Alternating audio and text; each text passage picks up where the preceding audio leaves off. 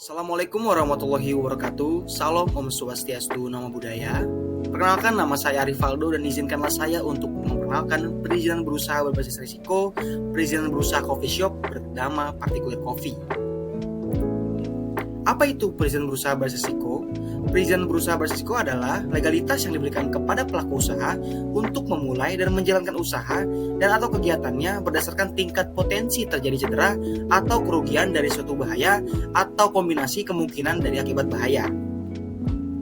Lalu konsep perizinan ada 3. Yang pertama, mekanisme penetapan jenis perizinan berusaha dengan pendekatan berbasis risiko atau RBA, Risk Based Approach. Lalu yang kedua, perizinan berusaha berbasis risiko pada dasarnya mengubah konsep perizinan yang bersifat ex ante, persyaratan dipenuhi dulu di awal, dengan konsep perizinan ex post, yaitu adalah verifikasi dilakukan setelahnya. Yang ketiga, proses verifikasi atas pemenuhan standar merupakan bagian dari proses pengawasan yang merupakan komponen penting dari perizinan berusaha berbasis risiko. Lalu kita masuk kepada ruang lingkup. PP nomor 5 tahun 2021 tentang penyelenggaraan perizinan berusaha berbasis risiko. Yang pertama, pengaturan perizinan berusaha berbasis risiko. Yang kedua, NSPK, perizinan berusaha berbasis risiko melalui layanan OSS. Yang ketiga, tata cara pengawasan. Yang keempat, evaluasi dan reformasi kebijakan. Yang kelima, pendanaan. Yang keenam, penyelesaian permasalahan dan hambatan perizinan. Dan yang terakhir, sanksi. Ada 16 sektor dalam perizinan berusaha berbasis risiko pada PP nomor 5 tahun 2021. Yang pertama, kelautan dan perikanan, transportasi, keagamaan, pertanian, ESDM, ketenagaan nukliran, kesehatan obat dan makanan, lingkungan hidup dan kehutanan, perdagangan, pendidikan kebudayaan, pariwisata, PU dan Perum rakyat, ketenagakerjaan, pertahanan dan keamanan. Lalu kita masuk kepada analisis risiko pada PP nomor 5 tahun 2021. Ada 3 kategori. Yang pertama, risiko rendah, yang kedua, risiko menengah, yang ketiga, risiko tinggi. Pada risiko menengah ada 2 jenis, risiko menengah rendah dan risiko menengah tinggi. Lalu klasifikasi perizinan pada PP nomor 5 tahun 2021. Yang pertama, usaha tingkat terendah dengan risiko rendah membutuhkan NIB. Yang kedua, usaha tingkat risiko menengah membutuhkan NIB dan sertifikasi standar. Yang ketiga, usaha tingkat risiko tinggi membutuhkan NIB dan izin. Lalu yang terakhir, khusus pada usaha tertentu dengan risiko tinggi membutuhkan sertifikat standar. Berdasarkan analisis risiko, kegiatan usaha ini memiliki risiko yang rendah dan termasuk dalam sektor pariwisata pada Peraturan Menteri Pariwisata Nomor 10 Tahun 2018 tentang pelayanan perizinan berusaha terintegritas secara elektronik sektor pariwisata pada pasal 5 huruf E mengenai jasa makanan dan minuman. Lalu kita menganalisis perizinan berusaha Particular Coffee.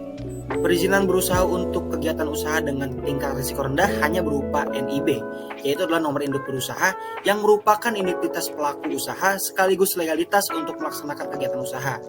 Jika kegiatan usaha dengan tingkat risiko rendah tersebut dilakukan UMK atau usaha mikro kecil, maka NIB berlaku juga sebagai standar nasional Indonesia atau SNI dan atau pernyataan jaminan halal.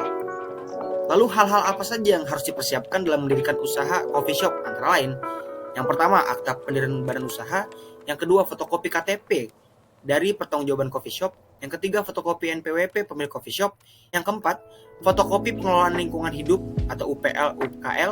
Lalu, namun persyaratan ini hanya untuk coffee shop yang mempunyai luas lahan yang besar. Lalu selanjutnya, proposal atau rancangan usaha coffee shop, tanda daftar usaha pariwisata atau TDUP. Lalu selanjutnya mendapatkan nomor induk berusaha atau NIB. Menyertakan sertifikat halal. Jika NIB sudah berlaku, maka berlaku pula pernyataan jaminan halal. Selanjutnya, surat pernyataan mengenai kebenaran dan keabsahan dokumen. Lalu yang terakhir, foto lokasi ukuran 4R berwarna tampak depan, kiri, kanan, dan dalam tiap-tiap ruangan masing-masing 1 lembar beserta dan lokasi ruangan. Maka kita dapat dengarkan pada para ahli. Untuk pengurusan legalitas usaha, tiap risiko memiliki syarat yang berbeda-beda. Konsultan EasyBiz Andre menyampaikan bahwa sistem OSS RBA menyesuaikan perizinan lewat risiko dari jenis usaha lewat sistem OSS ini. Usaha dengan skala kecil seperti UMKM tidak dibebankan untuk mengurus proses perizinan yang sama dengan usaha yang skala besar. Adapun beberapa hal yang menentukan risiko antara lain adalah kesehatan, keselamatan, keamanan, dan lingkungan hidup. Dengan sistem baru dalam pengajuan izin di mana kalau dulu untuk usaha ada syarat yang harus dipenuhi, kalau sekarang lihat tingkat risiko, sehingga yang keluar produk perizinannya berbeda. Lalu apa yang membedakan risiko rendah dan menengah dan tinggi? Audrey menjelaskan perbedaan pada 3 tingkat risiko terdapat pada perizinan pertama. Untuk usaha masuk pada kategori risiko rendah, pelaku usaha cukup mengantongi nomor induk berusaha atau NIB. Dengan mengantongi NIB, pelaku usaha dianggap memiliki izin usaha seperti TDP dan SIUP sehingga dapat langsung menjalankan usahanya tanpa mengurus perizinan lain. Rata-rata kegiatan usaha yang masuk kategori rendah adalah UMKM. Kalau dulu kita ngomong perdagangan jual pakaian atau minuman misalnya, selain mengurus SIUP atau TDP, domisili dan lain-lain, belum lagi kalau dia produk tertentu harus mengikuti SNI. Dengan OSS risiko rendah, izin itu tidak perlu diurus semuanya karena NIB sama dengan TDP dan SIUP. Jadi tidak ada urusan lain. Satu lembar NIB cukup. Nanti bisa dilihat dari PP nomor 5 tahun 2021 di KBLI apa saja usaha yang masuk dalam risiko rendah, jelasnya. Nah, dari sini kita dapat simpulkan, yang pertama, perizinan berusaha berbasis risiko memiliki 16 sektor. Yang kedua, perizinan berusaha berbasis risiko tergantung risiko pada skala besar atau kecil. Lalu yang ketiga, yang menentukan risiko adalah keamanan, keselamatan, kesehatan, dan lingkungan hidup. Lalu yang terakhir, semua perizinan berusaha berbasis risiko memiliki risikonya masing-masing yang berpengaruh pada perizinan berusahanya nanti. Baik, cukup sekian dari saya. Kurang lebihnya mohon maaf. Wassalamualaikum warahmatullahi wabarakatuh.